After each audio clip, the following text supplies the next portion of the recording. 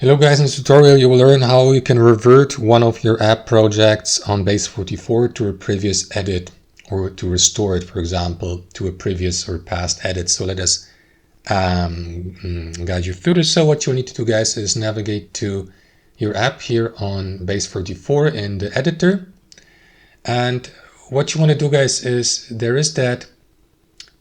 will be that button here in the top left next to the conversation panel with the artificial intelligence, with that clock icon, leading you to the version history of the given app.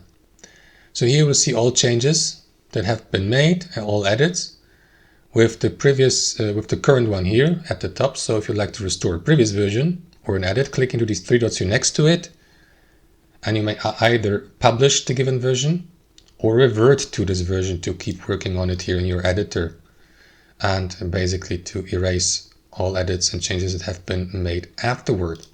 That's how it works, guys. Thanks for watching, and I'll see you next time.